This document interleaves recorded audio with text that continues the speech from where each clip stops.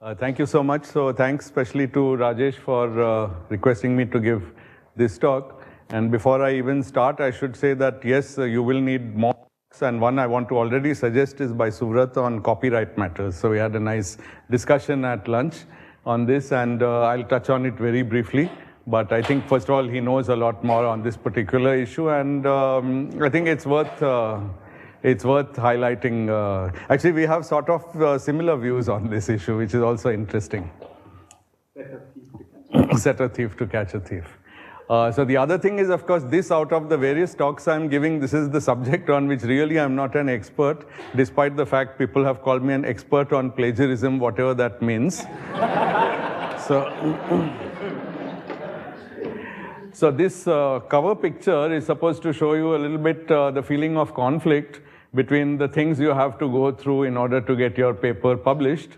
And basically, there is always a trade-off in this ethics business between how well you advertise your own work, which is what everyone wants to do, and how much you steal credit from others, roughly, which also, in some ways, what everyone wants to do, but we are decent people and we don't really do it. Okay. So let me run through a few. It's a very, it's a very sketchy talk which will touch upon many subjects.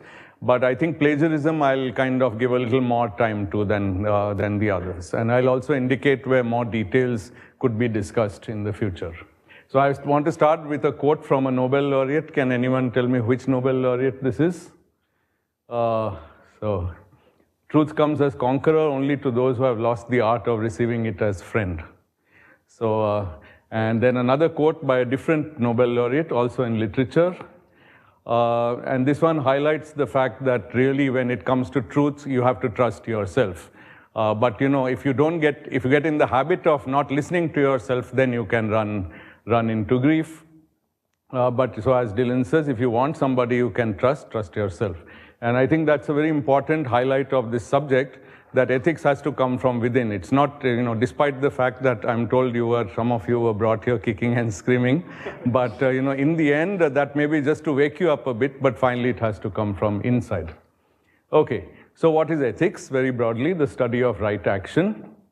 And it's the root behind the law, but there are differences. The law is defined by a country. It's implemented by force, if necessary, as we know only too well if we read newspapers. In contrast, ethical guidelines are meant to grow from within, and they are implemented within a community or a profession. So right away, sometimes people ask, can you give an example of something which is unethical but legal, or which is illegal but ethical? So I'll give you my favorite story about something which is illegal but ethical. So some person is very afraid of being on a plane with a hijacker who's carrying a bomb. So he studies online very carefully to find out the probability that on a given flight, there would be a person carrying a bomb. And he finds that that probability is some 0.00 some percent. Now he carries a bomb on the plane, figuring that the probability of some 2 people carrying bombs on the plane is even smaller. So this is a famous joke. Right, but notice that this person is carrying the bomb not at all to explode it or to bring down the plane. There's no unethical plan in the person's mind. He would be very hard put to explain this to the security if they find the bomb. You see, that he's only doing it to minimize the probability of the plane actually coming down, which also is unsound mathematics, but even that might be easier to explain to the authorities. But just to say, everything that's illegal is not necessarily unethical. Also, of course, I am sure people know, things are illegal for some days and then they are legal for other days. For example, the United States in the last 3 weeks has had something being illegal some days and legal some days. Okay. City of Delhi last year in winter had some kind of driving being legal on some days and illegal on other days, odd and even. So you never really can tell what the laws will be. Ethics can be different. Okay. And of course, there are different types of codes. I think it's no surprise that ethical codes typically stem from some ancient or at least long ago thought processes and writings of thinkers, writers, and inevitably also of religious texts. And since there are different religions, there are bound to be different ethical codes. Although surprisingly, there are many similarities. So I'm just going to list a few. This is not my expertise, but I'll just list a few what are called ethical codes or sources. So ethical relativism, no principles are universally valid. Moral principles are relevant to cultural standards. Deontology is the approach which puts an emphasis on duty and moral rules and on justice, autonomy, and kind acts.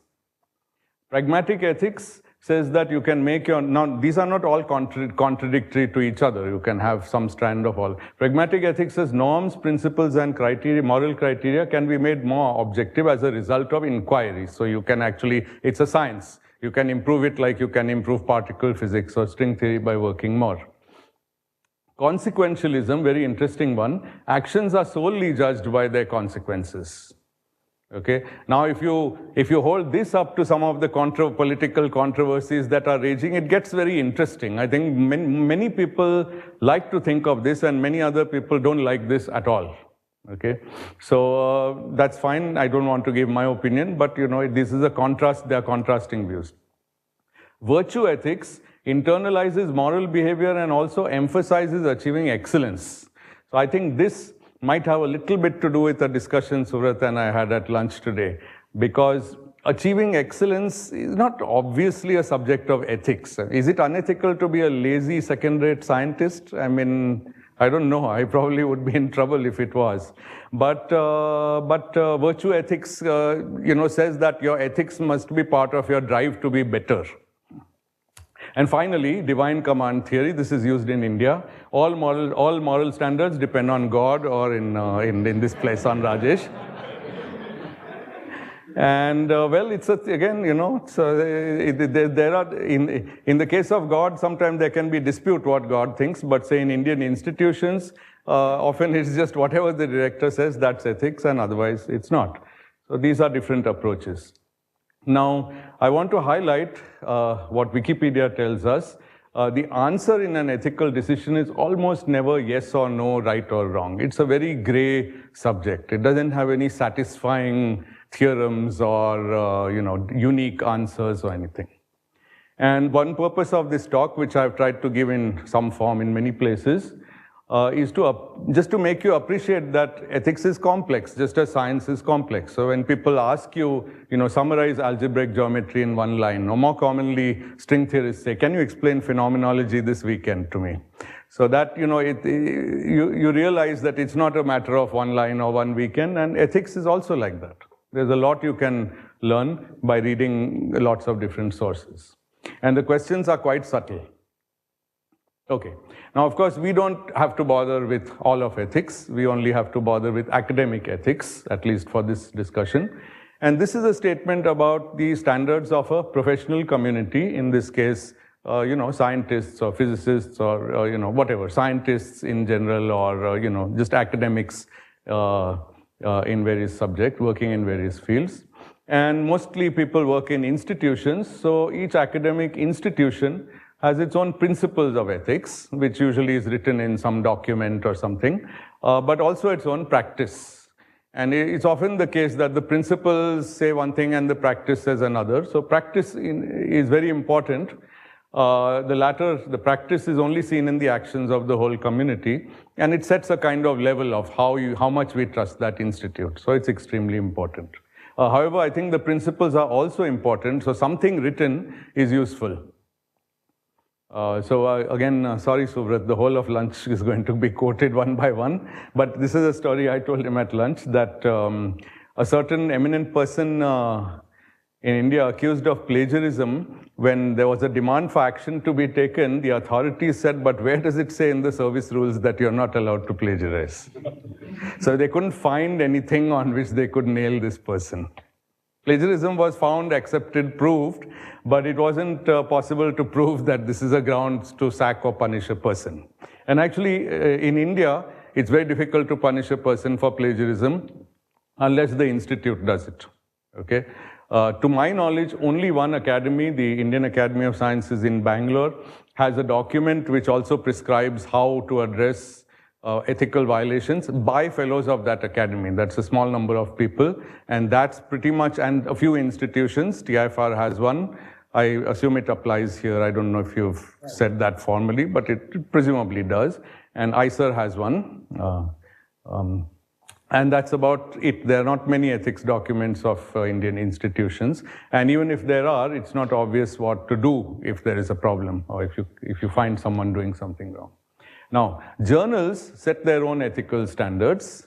And this is very important because these are different institutions. They're not where we work, but they are where we publish. So if they set some standard, we are obliged to that standard or we don't get to publish there. And most journals have, sorry, there's a typo, most journals have an ethics statement on their website. Interestingly, they are all quite different.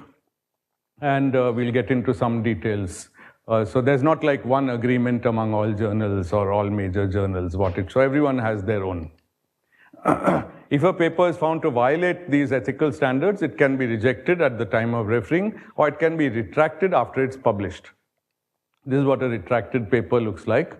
I'll come back to this later.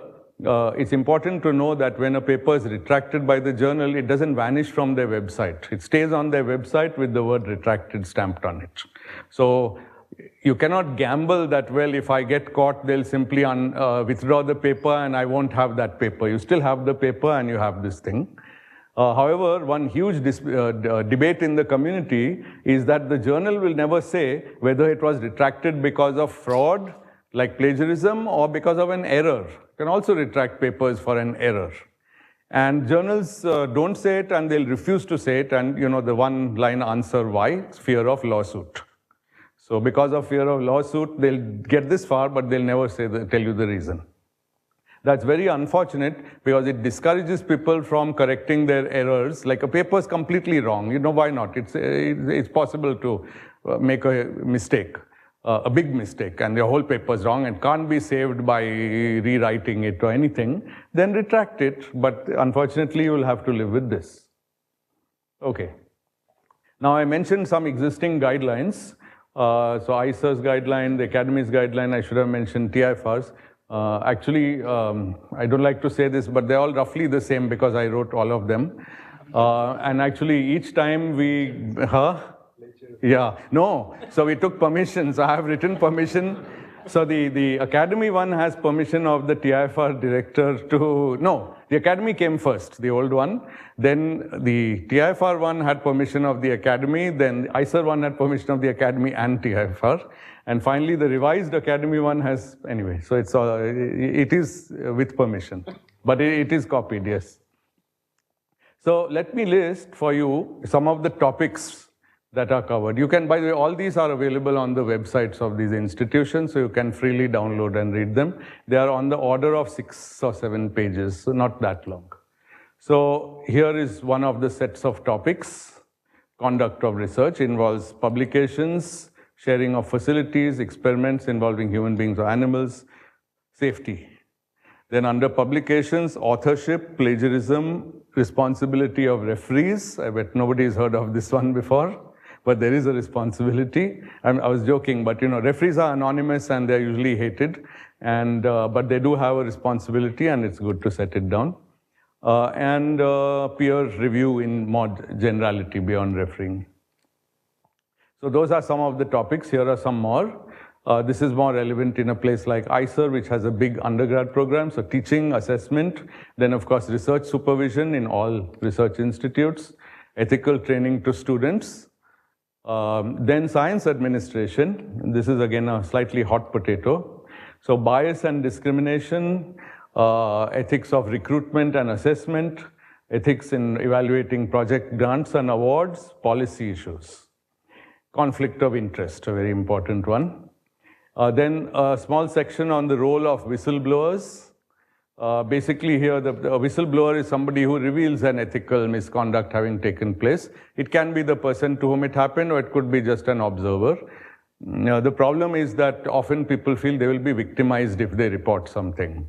So there are also guidelines on how institutions have to treat whistleblowers. The point is whistleblowers could also be lying. It's both ways.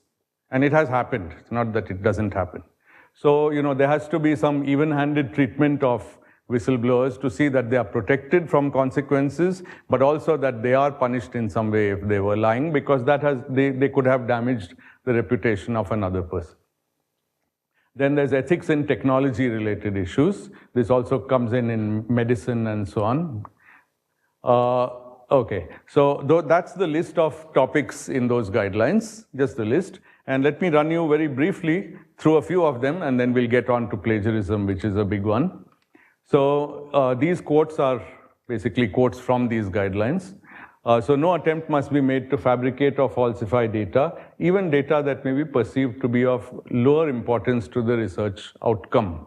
So interestingly, we have come across cases, I've investigated one for a full year in a committee, where a particular piece of data was falsified in the sense it was copied from a previous paper where it was a measurement was taken on some chemical, but in this paper it was a different chemical, but the same plot or the same figure was just put. And the defense was, but this doesn't affect the outcome of this paper because it's about the controls for the experiment. But you know, anything that's in the paper is part of the paper. You can't really say that it doesn't affect the outcome, though that might affect the seriousness of the fraud. So there are degrees of seriousness, as we'll see. But so no attempt to fabricate or falsify data. I should say that there are people who, if they had seen this line or if they had had it printed in their office and all, would have been saved some really unpleasant experiences because somehow we don't talk about this and people, when they are pressed and in a difficult situation, might fabricate or have fabricated and falsified results just to get out of that situation, but it's always been a bad mistake. Now, of course, one very legendary case was that of Jan Hendrickson in Bell Labs. So he produced the most amazing results in his condensed matter laboratory, except that actually he wasn't doing anything in that laboratory and there were no results. Okay, it's quite a shocking case, and it shocked Bell Labs because how could somebody be doing research in their laboratory, but he wasn't actually doing anything. It wasn't that he was running there was some room where some equipment was, but the equipment wasn't even running, and he never had any readings, and he never had any lab notebooks, and he just kept writing papers, and they were stunning papers, and they were getting published because they were from Bell Labs. It was cyclical. You know, he used the reputation of Bell Labs, and Bell Labs sort of assumed that because they had hired him and he was very smart, so he must be doing something really good.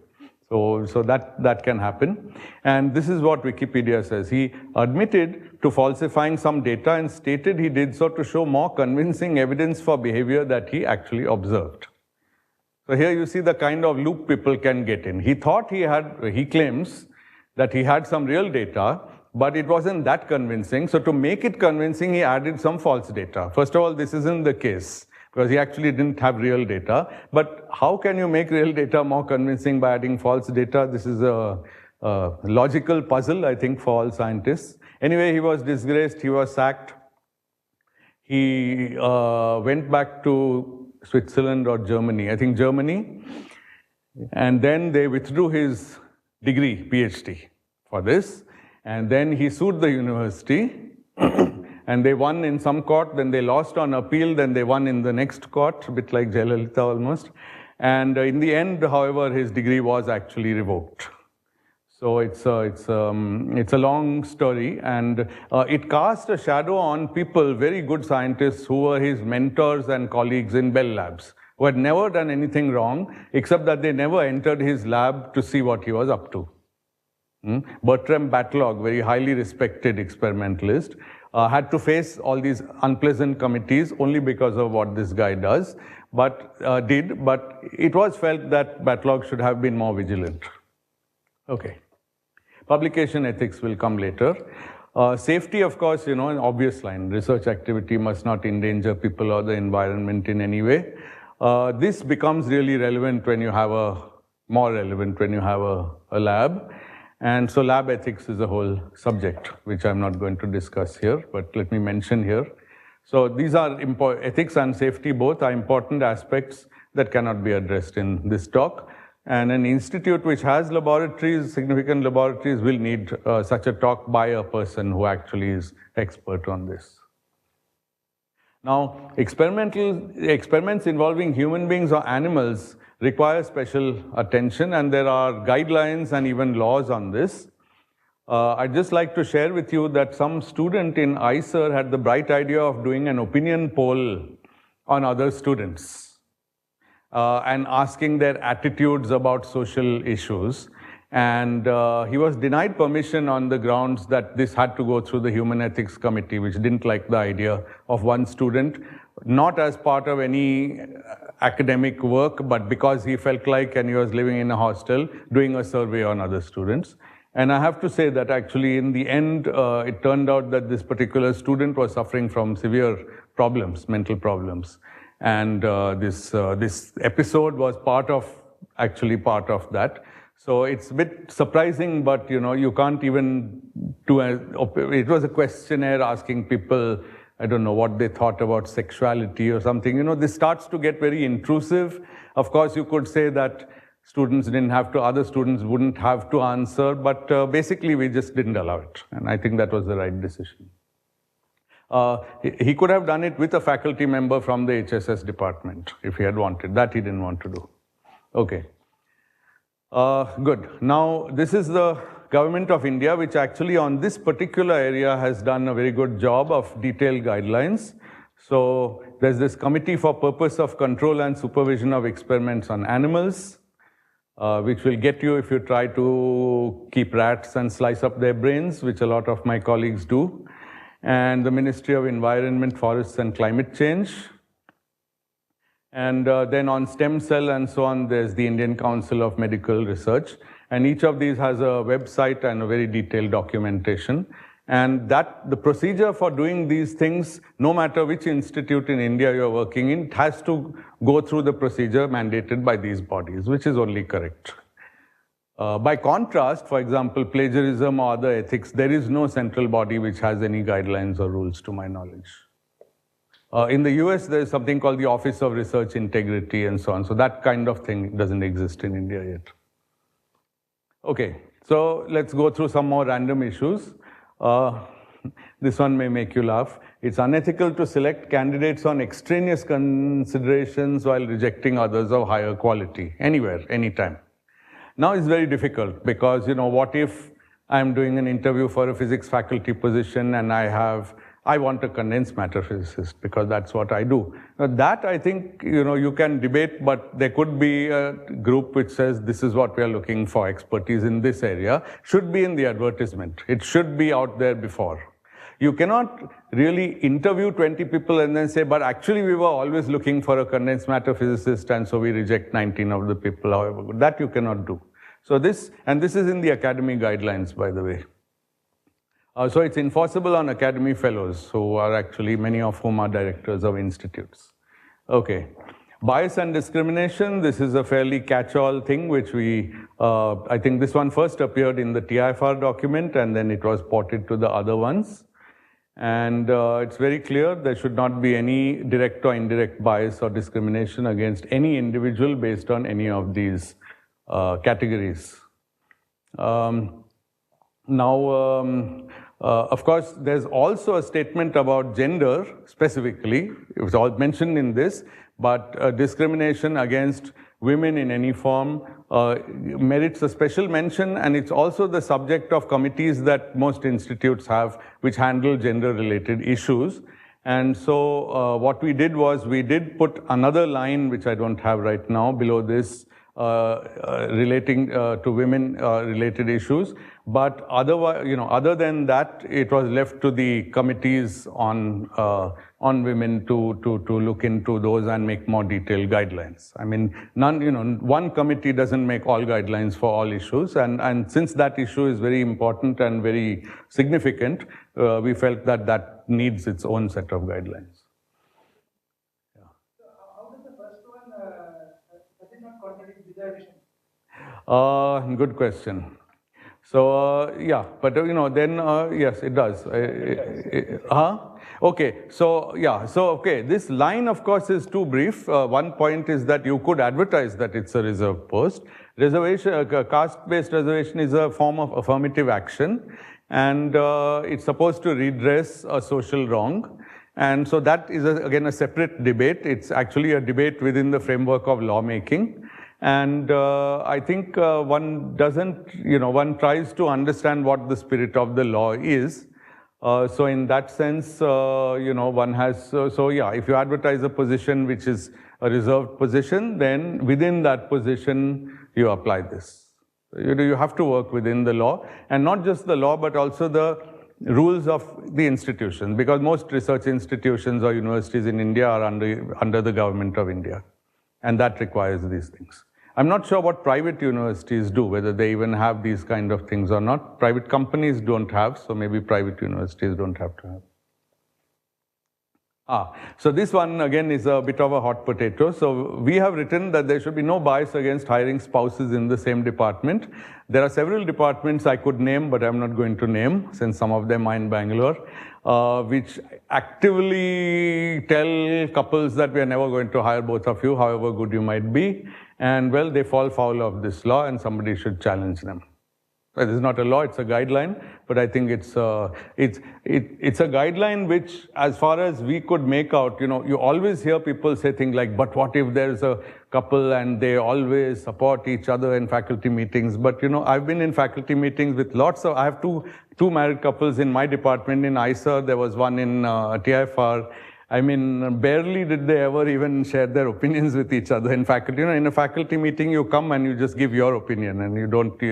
On the other hand, there could be groups of cliques of people who are not married couples, but could be just for a clique which comes with a opinion, and they try to ram it through a meeting. So you can. Those are issues, but you cannot based on that do this.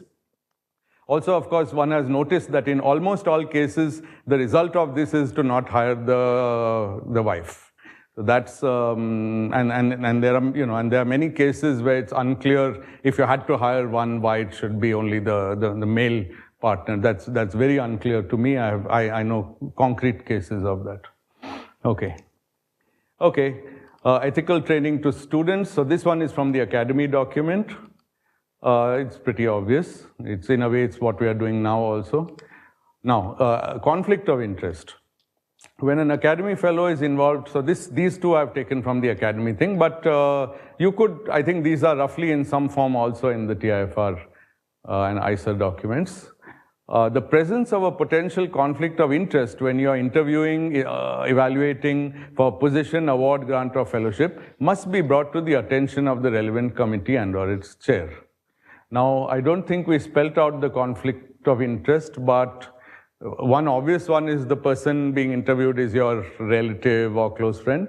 Another one, not so obvious to people, is that you're in a national committee and it's your PhD student coming to get some award or fellowship. And I'm sorry to say I've sat in such committees and the member of the committee fights tooth and nail for their own student to get the award. And nobody knows what to say because the work done is jointly by that student and the person sitting with you in the committee. What are you supposed to say? I think the work wasn't that great. I mean, it's going to lead to a fight. And so we don't say people have to necessarily quit from the committee. They must reveal this, and then the chair can sort of take a decision. Many decent people I know have actually simply said, I'm going to sit outside for this one, or I'm not going to speak during this one. But I want to emphasize this must be repeatedly brought up to people before it happens, because in India, this one is a particularly bad one. It's kind of minor on the grand scale of things, but it's very annoying, and it does happen. Okay, then there's a section in this document, again also in TIFR and ICER documents, on how to actually handle the complaints. There has to be a very clear procedure. The head of the institution has to receive the complaint. There has to be an ethics committee. It has to meet or correspond with the complainant and the person against whom the complaint was made, and get the facts before making any further judgment, and it can take time. Okay, here's one that students like very much. Research supervisors should display the highest ethical standard when dealing with students. Conflicts between students and others in their group or between students and guides are not uncommon. Supervisors should be aware of the potential for this type of problems. So we've often seen that students get hurt because they are not made co-authors or they are not given proper credit as they feel. But the supervisor doesn't tell them in advance what it would take, what kind of achievement would get you co-authorship or this credit or first authorship or last, whatever it is. And so we recommend that troublesome issues should be identified and dealt with, but also, it's not here, that the lab or the group that's working together should have a statement, preferably in writing for labs, about how authorship and credit is granted. For labs, that can be imported. There can be 20 people working in one lab with one supervisor. Either everyone has to agree that the supervisor is absolutely right. That is this divine ethics that I mentioned in the beginning. But increasingly, people don't do that. Students are like, why is this right? So there has to be clarity, and the best way is for the advisor to make the picture clear. There will still be conflicts, but clarity beforehand, not when the conflict is happening, but beforehand, will help greatly. Okay, so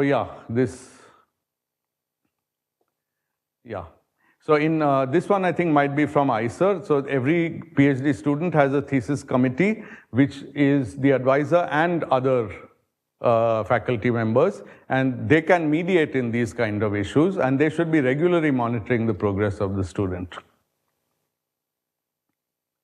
Sorry, this should be part of the same sentence.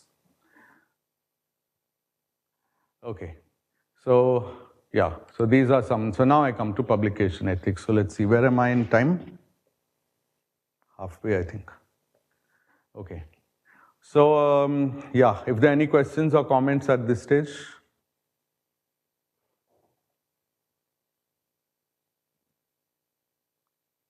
Okay, if not, I'll go on. So here is one that comes from the website of many journals. All listed authors of a publication should have contributed significantly to it. And it is wrong to exclude anyone who deserves to be an author.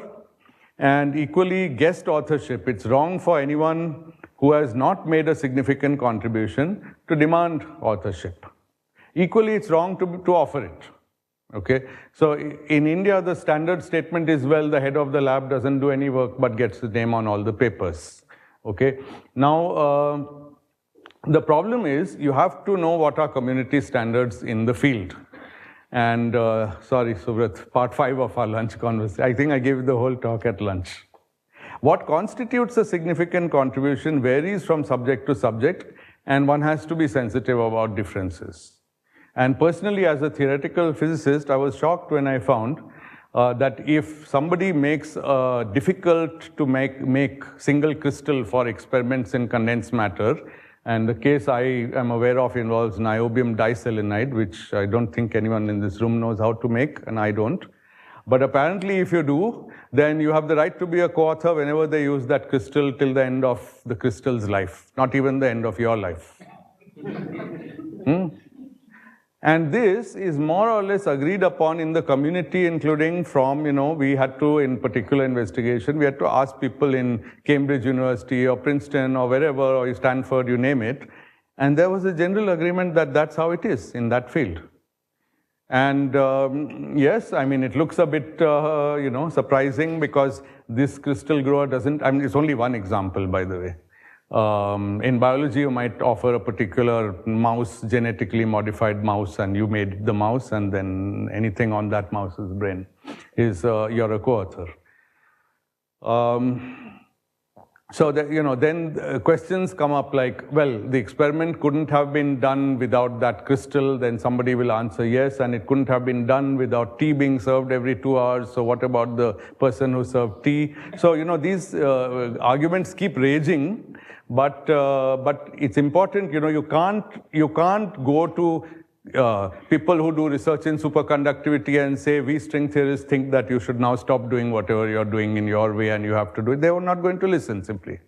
And it's not that ethics is just what looks obvious to you. So you have to be very sensitive about different practices in different communities. You may know that in some journals, in condensed matter especially, the individual contribution of each author has to be mentioned on the first page. So it will say, authors so-and-so, X made the crystal, Y did the spectroscopy, Z did the theoretical calculation, whatever, or in some combination. That helps a bit. All journals don't do it. Nature. Huh? Nature has. Nature has this, I think, now, yes. But these are all recent developments in the last few years. and for obvious reasons. There have been a lot of disputes. Okay, here's an interesting one. Ghost authorship is where I do the work, but I don't want to appear as an author because my work shows that tobacco smoking is good for you, and I happen to be the owner of a tobacco company or working for a tobacco company. So I would much rather that the work, I don't care that my research, I don't get credit for my research because I'm making money from my cigarettes. But I would like somebody else who looks very neutral and independent and doesn't have any visible connection to the company to be the author. So that's called ghost authorship. Here it is. So if the company has an interest in the outcome, it may often go with ghost authorship of its own sponsored research. Okay. Now, this is an interesting graphic. This is the rate of retraction of published papers. Now, I can't tell you what, you can sort of see that quality, whatever the sample and whatever the sample size and whether this covers physics and chemistry and biology or not, something going on here. And something went on here between 2001 and 2009. And I think mostly what happened is the internet. This is the period when the internet became, it started around here for most people, and then its importance grew exponentially. And once that's there, you can much more easily find out what's fabricated, what is plagiarized, what is person publishing two different papers which are the same paper in two journals to boost their total. And even you can find honest errors more easily because now you can in a targeted way read all papers in areas where you are an expert. And before you might or you might not, but now you definitely can. So this bunch are misconduct, this bunch are honest error, and you see that the misconduct retractions tend to outnumber the honest error. This is a bunch of irreproducible results. It sounds like a joke. But this other, I haven't figured out what it means. So how it can be none of these, I'm not really sure. Or maybe these others are where the authors withdrew and declined to give a reason. No, authors could say honest error. I don't know what that is. But you can see that this is a huge increase in retractions. And these are some of the famous journals, Nature, Cell, Science, PNAS, and so on. And the blue are the retractions in the first half of 2000 to 2010 and red in the second half. So typically, red has gone up, especially in this bunch of journals. In Nature, it's almost the same in both half decades. Okay. Now, journals are, can journals decide that they don't feel like investigating your complaint? Supposing you write to a journal saying, so-and-so's paper, this paper is plagiarized. Can they decide, okay, too bad? It'll make the journal look bad if we investigate, so we won't. So that probably used to happen. But now, again, under the glare of internet, it's very difficult. So they have this duty, and it's stated in ethics guidelines. And if there's a minor infraction, then the journal can ask the authors to put in a correction or an apology. For more major violations, the paper is retracted. By the way, any time after the paper is published, you can always put, people think unless I put in a correction next month, it's not worth it. 10 years later, you can publish a erratum or an apology for something. You can, and sometimes you can be found out and forced to do that 10 years later. It has happened. And as I told you, when it's retracted, it doesn't vanish. It remains on the website with the stamp of retraction. Now, I mentioned this thing about distinction between honest mistakes and misconduct. So here I'm quoting from a website called Retraction Watch. The Retraction Watch is very entertaining. It keeps a track of all retractions in the literature, in the scientific literature. And tells you also the gossip around it. I don't know if they get sued or not, but they always tell you what the likely reason is. And they highlighted the case of Derek Stein from Brown University. He said he retracted a paper in PRL when he found that a key part of the analysis had been performed incorrectly, and his thoroughness and speed of retracting within 4 months of publication was singled out for praise on Retraction Watch. He was seen as having done something really very honest and very heroic in a way, because, you know, the default option is sit tight, it's still in PRL, it will still be on your CV, and it shouldn't be because it's really a wrong paper. And this is very important, that, you know, if it's wrong, the author should withdraw it. Okay, so plagiarism. So this is the definition: practice of taking someone else's work or ideas and passing them off as one's own. It can involve unattributed lifting of textual material or ideas or research results. It can also involve incorporation of some ideas or results of others without proper attribution. And this is a very, very subtle issue and requires a lot of experience and training to sort of see how it plays out. So I'll show you some examples. So first, some quotes. This is what T.S. Eliot had to say on this: immature poets imitate, mature poets steal. And there was this wacky British guy called Joad who said, appropriate remarks are meant to be appropriated, and originality is little more than skill in concealing origins. By the way, there's a quote attributed to Einstein. Turns out it's a fake attribution. He never said it. The secret of success is knowing how to hide your sources. But it's also true that Einstein, in his paper in 1905 on special relativity, did not mention Lorentz, though he almost certainly knew the work of Lorentz. So, you know. And here are some pictures which also bring up the question of what is this plagiarism or parody or something else. So for those who know French, this is an obscene phrase. Yeah, so this is Marcel Duchamp, and this one I'm not sure who it is. But, you know, you can call them tributes. You wouldn't call it plagiarism. Nobody's going to think this is the original by, Da Vinci. That's not going to happen. So probably there's some argument that, well, if it's not going to fool people into thinking that it's your work, then it's not plagiarism. The most famous artwork on the planet, and you do something clever and make people laugh, that's not obviously plagiarism. But you never know. I mean, you know, if Da Vinci were alive and he sued, I don't know how it would go. You cannot tell. Okay. Now, this person wrote a nice little article, and I think she later started an institute which sort of examines these issues. Many people think we know it when we see it as a good definition of plagiarism. By the way, this is also supposed to be a good definition of pornography. I don't know if you know the famous trial, or the famous judge who said that. But anyway, so this person, Teddy Fishman, wrote down a bunch of things that, you know, you need to go through somehow, all of them. So it should use words, ideas, or work products that are attributable to another identifiable person or source without attributing the work to the source in a situation where there is a legitimate expectation of original authorship. Okay, so for example, I don't know, if you're writing a review article, all your ideas are from other papers. It could be some your own, some of other people. So to some extent, the fact that it's a review article, it doesn't let you off if you copy words and phrases wholesale, but at least it lets you off from the idea that you used other people's ideas, because this is a review article. But if it's an original paper, it's different. And of course, very nice line, in order to obtain some benefit, credit, or gain, which need not be monetary, because in academia, things like promotions and power, and they may translate into money or they may not, but, you know, often we work for rewards which are not necessarily money. Okay.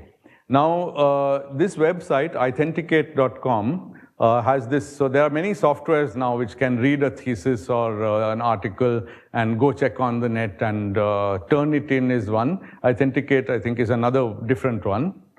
And, yeah. Yeah, no, in the previous thing, when this legitimate expectation, and it's sort of like this Mona Lisa thing, you don't refer to Einstein. Quite, exactly. Many things. That's right. More recently, also something which is maybe, then it becomes a little gray. It is always gray. It's always gray, but the community indeed never bothers to cite Einstein for everything, otherwise we would have... But then it could happen that there's something 10 years ago which someone may think is common knowledge, so you don't need to sign, but the author may feel that it may need to be. No, so this is, it's a never-ending, this subject, cannot be just it's never, you're never safe. You can never sit back and say, now nobody can sue me. For that matter, that's true in general life. Anybody can sue you for pretty much anything. So, that's just a fact. But there's no way to, there's that legitimate expectation, there's no more sharper quantification. Well, this I think is the best short 5-line summary of this thing. Of course, different university websites and so on have more detail. So I'm actually going to run through some detail from this Authenticate. So they've identified, sorry for the font being a bit small, a bunch of types of plagiarism, and this axis is more common and this axis is more serious. So, and I'll just go through these briefly. So this is their, just their opinion. Again, there's no universal authority. It's a private website and this is what they think. So for example, invalid source is relatively low on more serious. Duplication, but they are high on being more common. Complete plagiarism, which means my paper is really a copy. This has happened, not with my paper, the case that Rajesh told you about. So that is relatively rare, but it's, of course, one of the most serious.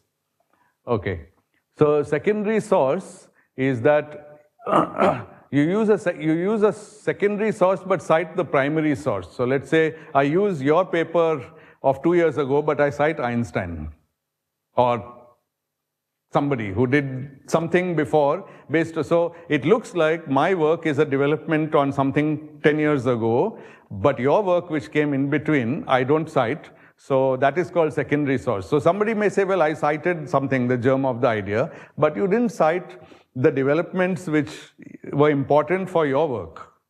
So that's secondary source. That's very common. Invalid source is sort of obvious, but it could be sloppy or it could be intentional. You cite a source which people won't find when they click on it, and then they'll be too lazy to follow it up and they'll just not bother. But in this way, you have deflected the majority of people from going to that source because you purposely gave some wrong link or something. Can be done. Duplication, so you reuse your previous work without attribution. It says the ethics of duplication is highly debated. Yes? That's what is a secondary source. Secondary source is when I refer to the original work and not the in-between work. Huh? I really look at the original work. I didn't look at the in-between work. Well, that depends on the relevance of the in-between work to your work. You cannot say for sure that something is in between the original work and yours, but if what you actually did uses the in-between work's result, whether you used it actively or you learnt about it later, but it's before you and it's after the original source, and if it's relevant, you have to mention. If it's not relevant, then you say it's not relevant. So how relevant is something to your work, that ethics document cannot tell you. Yeah, it still becomes your fault, but if you didn't look at it, it's an honest omission, which is very common. There's nobody in this room who hasn't made honest omissions. Just correct it if somebody points it out. We always live with a little bit of ethical ambiguity, and it's not, you'll be paralyzed if you try to do everything all the time. So, but certainly if you deliberately leave out the thing that was epsilon behind, onto which you added epsilon, and cite some older work, it makes it look like you added much more than epsilon, while you really added epsilon in that direction. Does that show some active statistics of happening in the work? So according to this website, these numbers given here the yellow bar is commonness and the other yellow bar in this is seriousness. So secondary source, they rate 6.9 out of 10 commonness and 6.4 on seriousness. This is just their opinion. Commonness might be based on some survey, yeah. Yeah.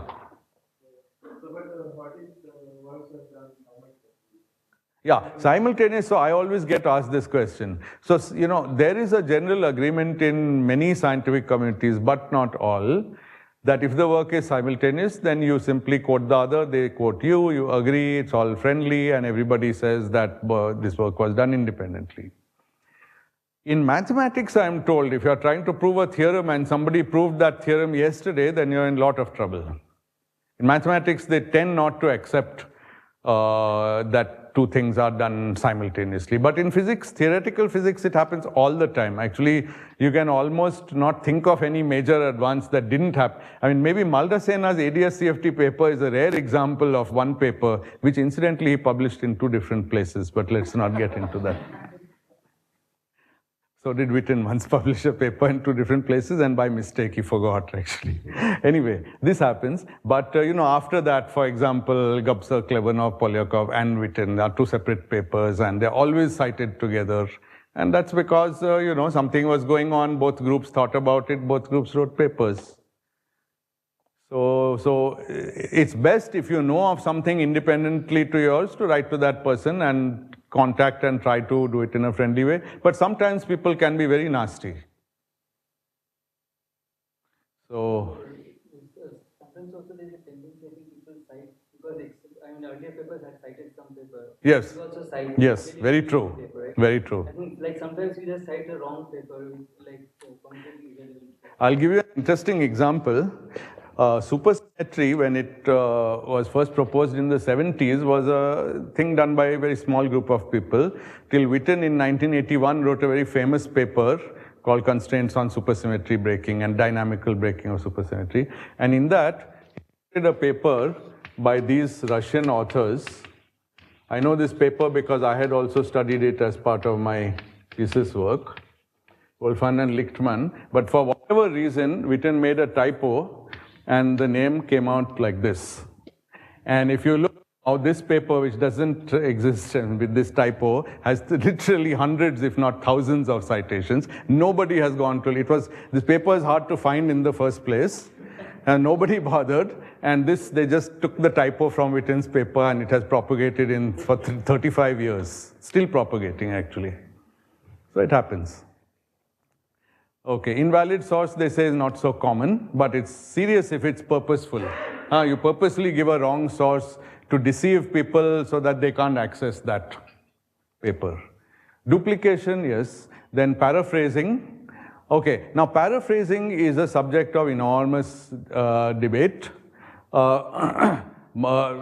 Here he says, paraphrasing is taking another person's writing and changing the words, making it appear that an idea or piece of research is original when it came from an uncited outside source. Now here is a very tricky thing. We often have to describe what another person did, and we can't have lots of quotes and their words all over our paper. It looks very odd. So we have to paraphrase. And most universities, and I'll show you what MIT has, have guidelines on what is acceptable paraphrase and unacceptable paraphrase. So it would not be appropriate to say that just paraphrasing is wrong, but here they are implying that it comes from an uncited source. So you still need to cite the source even if you paraphrase, so I'll show you that. Okay, repetitive research. Similar methodology in a new study without proper attribution. Somebody did something for sodium, I do it for potassium, and I don't cite their thing, it's the same thing. Or I do it for sodium and then potassium and so on. That does happen. Replication is submission of a paper to multiple publications, resulting in the same manuscript being published more than once. Then misleading attribution is inaccurate list of authors who contributed to a manuscript. So this is not really under plagiarism. Is this a list of plagiarism?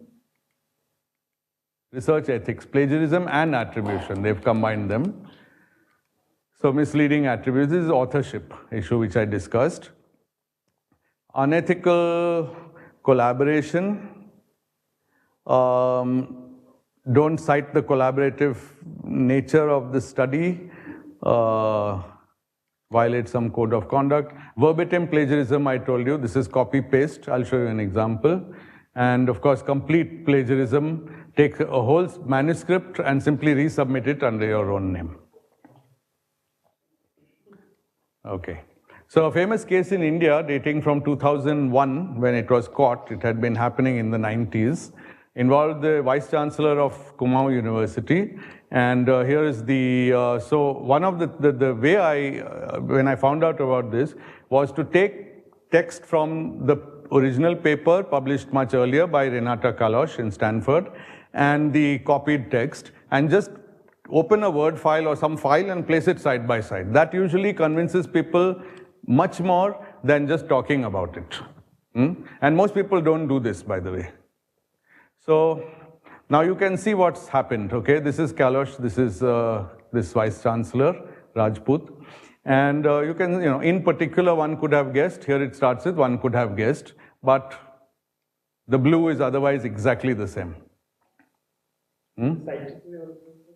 Now, the point is that 13, as I recall, was not a citation of this to this paper, but even if it was, it's still not okay, because these quotes are my quotes for this talk. These are not their quotes. The authors didn't put this in quotes. In fact, they removed this in particular. So, they technically should have said ... and then open quotes and quoted that, as Kalosh said, and they didn't do any of that. And I don't even think 13 is a reference to her paper. Okay, then look at equations. So, well, there's very little to argue once you see the equations. In fact, as far as I remember, they didn't quote her paper at all. So, yeah, there you have it. And, this case ran a very rocky, trajectory. So, that's a sad story, which I really don't want to dwell on. But I just want to say that, establishments all over India, including the governor of the state in which Kumaon University was located, which was called at the time, Uttarakhand or Uttaranchal or where, is it? The governor was Surjit Singh Barnala, who passed away a couple of weeks ago, and who actually gave a press statement saying some academics in TIFR who were jealous of this vice chancellor had created a lot of false misinformation about him and were trying to damage the interest of the university. And that is really, really shameful, and I think should not be forgotten. The way the issue finally got highlighted is that several Nobel laureates, I have a copy, their letter is available on the net, by the way, in Stanford University, including Osheroff, and also some non-Nobel laureates known to us like Steve Schenker, Lenny Susskind, and so on, signed a letter to the President of India, Abdul Kalam. And once that letter reached him, he actually asked for an investigation. And I'm told by people who were on the investigation that when they showed this to the High Court judge who was leading he said, I'm not a scientist, please help me. There were some scientists on the committee. They showed him this kind of thing and this kind of thing, and he was like, come on, it's obvious. Anybody who is willing to, now if you really don't want to believe it, I suppose you could say, well, the different number of words in each line, but it is obvious. So India did not come off very well, but in the end, that person was made, he resigned, he was not sacked. And academies started to get worried about the issue. That was the one positive fallout. So the Academies Committee on Scientific Values came about directly after this. Okay, but this is much more common. And this is what, people here are not going to, I think, do that, at least until you become a vice chancellor. But this you are likely to do. Everyone is likely to do. You just don't know when it will happen to you. So here's a true story. In the introduction, the authors copy and paste about 1 page of material from an older paper by other authors. They cite that original paper at the start of their paper, but not near the part where they have copied it. The copy is verbatim. Now, their main scientific results of this new paper are not stolen. Actually, it's a good paper. The only thing, a good paper in the sense, it's good research. It's valid, good, original research. Only background material is taken, and their defense is that it's mostly standard information. In fact, they actually said that this information follows from Maxwell's equations and that nobody has a copyright on Maxwell's equations. And actually, that was the bad thing they did, because until this happened, so there were many authors, it turned out somebody had been asked to draft the paper, that person didn't know what is okay to paraphrase and not, and had the original paper, and maybe their English was not so good, so they copied that. But when it was pointed out, the senior authors tried to hide behind this. But then, So it is still plagiarism. They tried to hide behind this and also said that, look, we cited the original paper, so we are never trying to hide that source. But look at what they actually had. So this is the original, this is the plagiarized paper. And, you know, it cannot be that this is not copied. Although here you may still wonder, I agree that these are very simple things from Maxwell's equations. So up to here you may have some doubt. But now go on to this, and now it becomes very hard. You know, where theta is the angle between the fast axis of the quarter wave plate and the optic axis of the birefringent material. Just drop a few words and you get this sentence. So this is unacceptable plagiarism. One amusing sidelight from this story is that the formula 3 is actually got a typo. Can you spot the typo?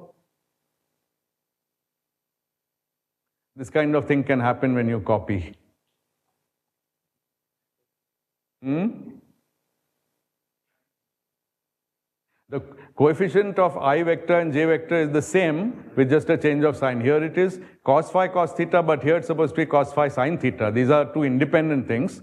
And here they just had the same thing, complex conjugated, which is totally wrong.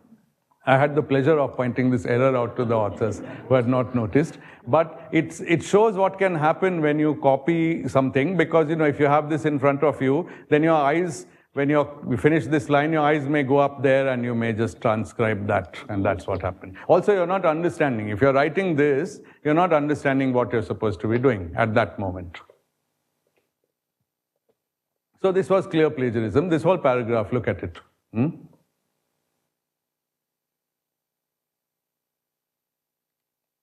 Okay, now what's probably scares people is, well, can I never write a paper again? Will I always be in trouble? What will happen to me? So we can use other people's results. We all do with proper attribution. We can quote it or we can paraphrase it, but we have to learn how to paraphrase. So here's something from MIT, their Research Integrity Office. I hope you can read it. So here's an original. We are not going to entertain a discussion on whether this is true or false, by the way. Because of their unique perspective, Americans fear globalization less than anyone else. And as a consequence, they think about it less than anyone else. When Americans do think about globalization, they think of the global economy as an enlarged version of the American economy. It's actually very funny. It's positively hilarious. Okay, now this is by Lester Thurow. And this one, MIT claim, calls it plagiarism. According to Lester Thurow, you have mentioned him, Americans fear globalization less than people from other countries, and as a consequence spend less time thinking about it. Notice these three-word phrases: as a consequence, fear globalization less, thinking about it, as an enlarged version. So even this, which you would think may be okay, isn't acceptable in MIT. Because exact words have been used without quotes, and things in between have been substituted, and this would be considered plagiarism. So it's not plagiarism. This one, Lester Thurow maintains that because Americans see globalization simply as a bigger form of their own economy, they're less concerned about it than is the rest of the world. The importance of this paragraph is, it's your flow of thoughts that would result after you have read that. And typically, you will produce this if you read that and put it away. And spend at least 1 minute thinking what you were saying. But if you have this open on the left of your computer and you're typing, then you're likely to produce this. So the best way to produce a good paraphrase, acceptable paraphrase, read, digest, and then write it as so-and-so has said that, whatever. But typically, you won't copy words and you won't write it in the same order. Notice that this is a long paragraph. This is a very good summary which says essentially the same thing. And after all, the original author may have some interest in writing long paragraphs, expounding a new thought. You want to summarize it and get on to your thought, so it's better for you to write it in short form. So there are many, this is very instructive, and there's a whole handbook at integrity.mit.edu. Okay, now back to the discussion with Subrat. So, figures. What do you do when you're writing a paper and you want a figure and it's in somebody else's paper? So in principle, if the data are protected by copyright, you have to ask permission to use them. You may have to pay to use it. You cannot make a science video and use your favorite rock song as the soundtrack. Okay, it's not legal.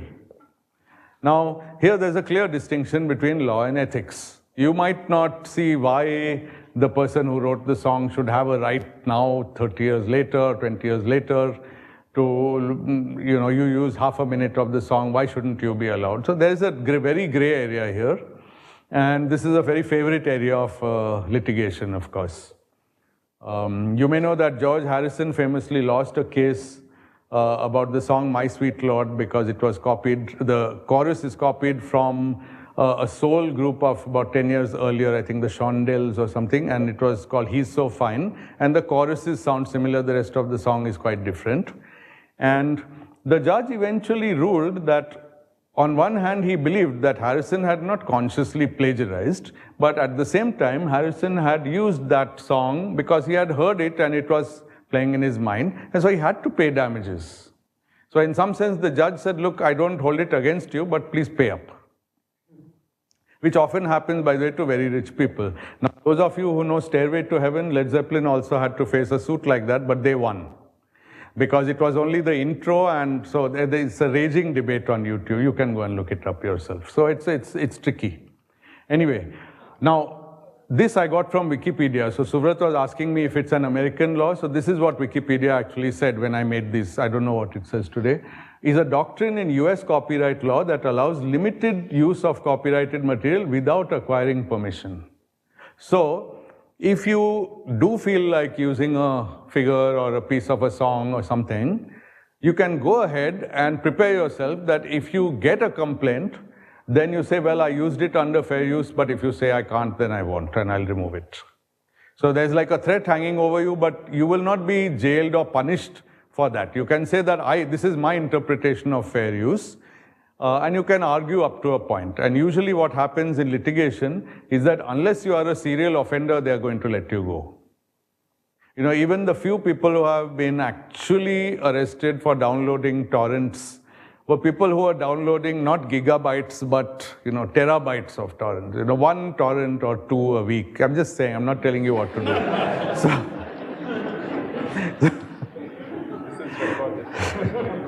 It is, yeah? Is it? Is it really? Oh my God. Okay. Yes. So supposing you're giving a talk and you download some pictures from the internet and put it in your talk. Yeah, as I've done. Oh, this is from the internet. So that's right. Good. So here, what I do when I give talks, as far as possible, I try to look for pictures which are on a Wikipedia Creative Commons page. That means they have a Creative Commons license, which allows me to use it.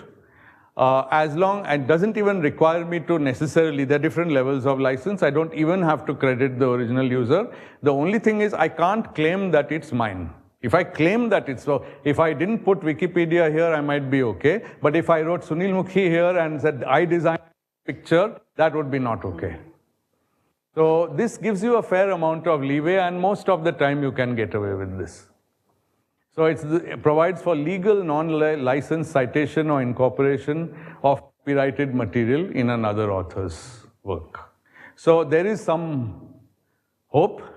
Now there's a whole other story when it comes to things like photocopying, and Subrat should tell you about this because there was a famous case in the Delhi High Court, right? On Delhi University issues where actually it was recommended to students to photocopy a full book, and they were doing it at the photocopy guy off campus, and there was a case by the publisher, but the publisher lost. It's very interesting. I don't understand the details of the case, and it's a bit surprising to me, the conclusion, but the court had some principles in its mind, and anyway, students were beneficiaries. Well, yeah, I think, yeah. In that case, it was not the whole book. It was reading material. There were chapters from several books. I guess the problem is, together yeah, okay, okay. Sold by the photocopying person. I see. But the issue then is that, if that's going to be done for hundreds and thousands of students over years and years, because I think fair use stands because it may be a loss to you that somebody didn't pay you for your figure, it's not much of a loss. Now, you can debate whether you have the moral right. This copyright is a legal thing. It's not it's not strictly, it just overlaps with ethics. I can argue that, you may have drawn the figure, but you're a human being and all human beings have a shared life and you have to share your figure. And that's my view of society. I may not believe in private property, I don't know. But this allows minor violations, is my opinion. But the court seems to have allowed something a little more major than that because all students were doing it.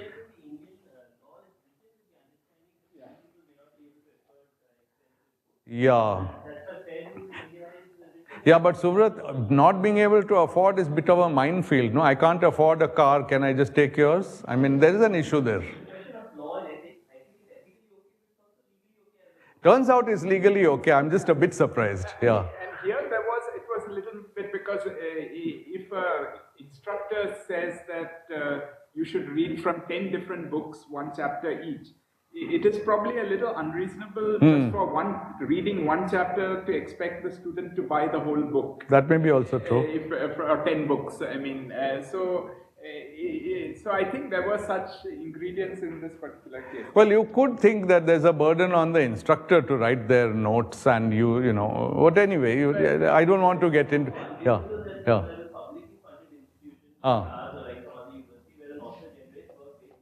Now you're talking. Absolutely. Absolutely. So now you're getting into the ethics of publishers, or as Paul Ginsberg famously called Elsevier, is videoed, the evil empire. And he did this at Strings 97, which was partly funded by Elsevier, and they were there. So this was quite a remarkable historic event. So yeah, the question of whether publicly funded people can really write a book and hold copyright to it when they're writing it sitting in their office of ICTS or TIFR, that's a very important ethical question. That's an ethical policy making question. Yes. Okay, good. So I should conclude now. Just 2 minutes more. I think I'm way over time. So I want to emphasize that for our establishment to be internationally credible, all scientific institutions in India need to have a precise and a professional ethical process. And this slide is something I showed to the Indian Academy of Sciences a couple of months ago at their meeting. All institutions should have a detailed institutional code of ethics, which should be on their website. They should have a committee to sensitize members about ethical considerations, and they should have a credible investigation procedure for complaints. And sometimes institutes think this is the only thing the committee is for, but I think the middle thing is very important because, prevention is more important than cure, and most academics are not actually criminals. So there's no point going straight to this stage before you have done this extensively in your institute. This is also probably the reason for this talk here and having more such talks in every institute. However, it's really quite sad, go to IIT websites or any Delhi University or anything, either you won't find any code of ethics or you'll find something very shady called a code of conduct. It basically says you shall not be rude to the Vice Chancellor, you shall stand at attention for the national, that's a code of conduct, but that's not a code of ethics, that's just bullshit which they have put up on their website. Okay, now in the US, the NSF has a beautiful statement. I really like this. The director, this is of NSF, shall require that each institute applying for financial assistance from NSF describe in its grant proposal a plan to provide training and oversight in responsible and ethical conduct of research to undergrads, graduate students, postdoctoral researchers participating. Why not faculty? Now I'm mystified. Not faculty. Maybe postdoctoral is everyone else. Okay. So it's a requirement. Now, DST, DBT, CSIR don't have this in their thing. Some people argue that this will be just one more bureaucratic stumbling block to get anything done, or people will write some nonsense and submit it. That may be true. But I like the fact that you apply for research funds, you'll get research funds, but please explain how you're going to do your research ethically. What's wrong with that? It's accountability of kind. Okay. One thing that the guidelines emphasize, and which is uncomfortable for students, everyone is responsible for their own conduct. You can't say my advisor told me to plagiarize, so I did it, so it's not my fault. That's not okay. Now, students do get in a bind. Should I report? Should I leave this supervisor, go to another one? What should I do? It's difficult, but nobody said life is easy. It's difficult, so it's difficult. You have to do something. You can always talk with the ethics committee if there is one. You can talk with the director if it's not the director who is doing this in the first place. Okay. But it's very important to realize you can compromise a lifetime of good work by a single unethical act. Nobody will believe you ever again. Simple as that. Okay. As far as reporting, if you know about a case, you are obliged to report it. And take suitable action. And I emphasize this, calibrated. It should not be some knee-jerk thing that, oh, we caught this person, chuck him out. It could be anything from a warning to a fine, or to whatever the institute thinks, or even a statement of censure which is circulated in the institute, or whatever. But it should be calibrated according to the extent of the wrongdoing. False claims, of course, of misconduct are unethical. That's obvious, and that's all I have to say. Thank you.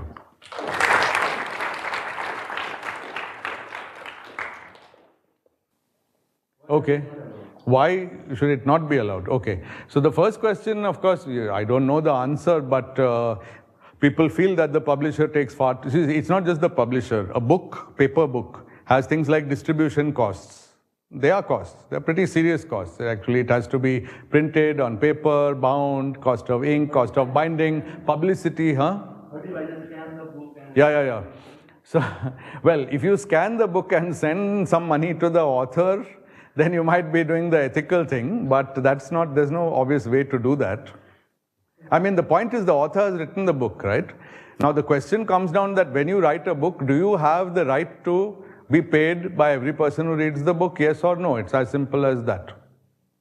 And if the answer is no, which some people might think, or something in between, I don't know what different people's answer is, but at some level, when you do something, you have a right to be paid for it. I mean, otherwise, you're doing a PhD or you're a faculty member, why should you be paid for that? Questions?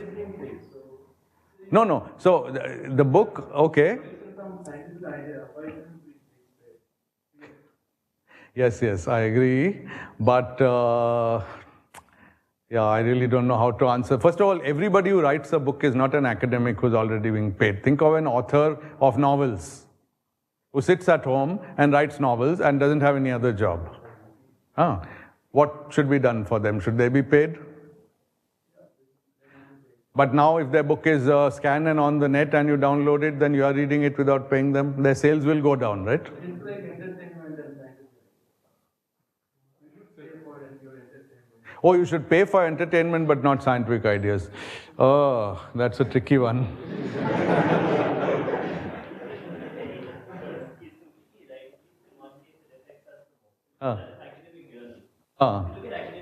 Yeah. Yes, that argument is well made, and I think most people agree. I agree. And why should the journal ask for $20 for the review? Well, it is it's refereed. You have to. Changing also now. I mean, at least in many of our fields. Huh?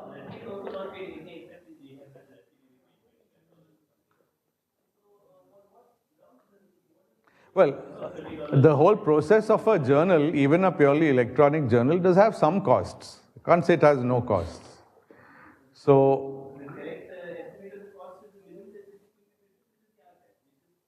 no, but that's not refereed. So that is the difference. You can read, the journal's argument is you please read it from the archive, and then it's not refereed and you can read it. We are not stopping you. Some fields, yeah, and the answer is whenever money is involved, which is not the case for what most of us do, fortunately. Yeah, I know. So, but that's why now there is more and more these laws that anything which is publicly funded research, there is an obligation to make it open access available, and there is all these sort of guidelines now. Yeah. So I think there's scope for a whole talk on open access.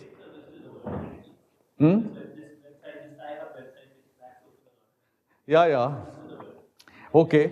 Anyway, I think, Sci-Hub is one thing, but I think it's good to have a talk on open access, the concept, and what changing rules, as he said, laws have been changing, and institutions have been changing. Europe, for example, has some very strong laws on open access.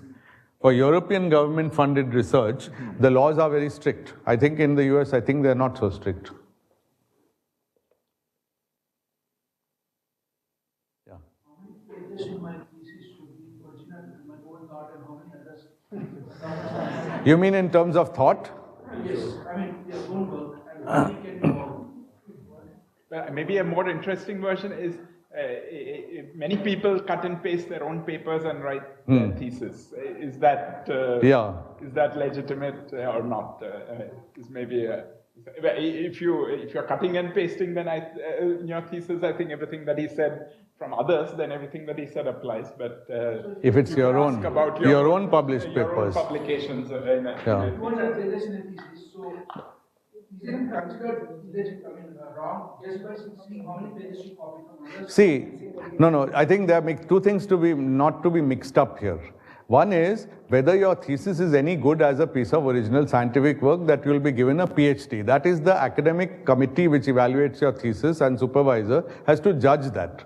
The other is whether your thesis misleadingly suggests that you did any of the work which actually was done by other people.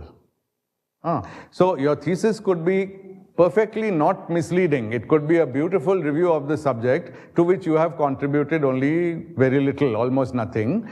It may be therefore judged not worth a PhD, but a very nice review article.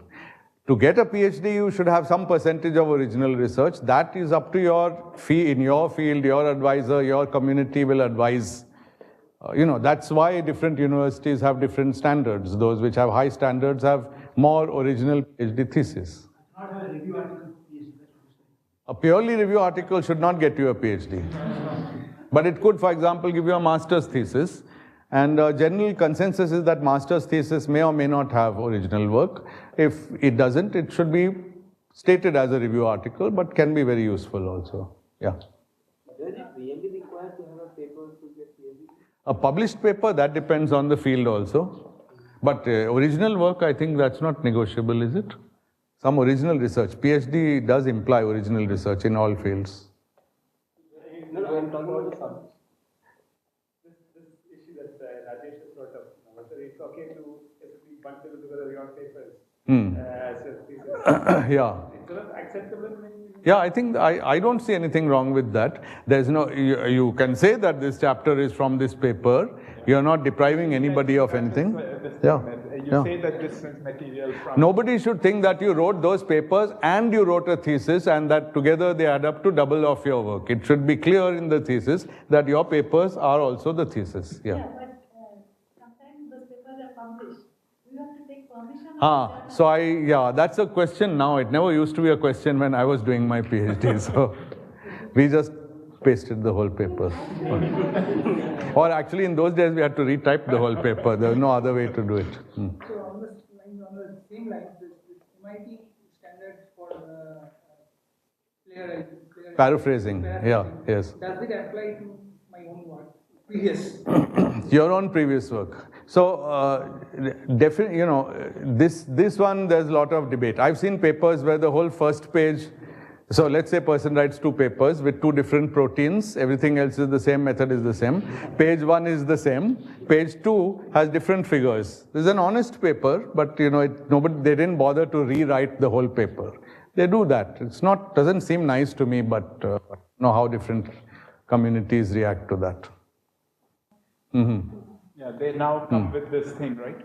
Contains substantial text overlap, yes. By the own authors. Or by other authors. That's a very damn, But by own authors, it's, I think, an implicit sort of judgment on the... It's a judgment on the fact that you didn't, didn't paraphrase it properly. Yeah. And by the way, the archive saying substantial overlap of text with other authors has led to recently somebody being investigated by a university. So as soon as the archive says this, if your colleague in the next office who hates your guts will go to your head of department, and it's enough grounds to open an investigation, and in this case it was pretty serious for that person.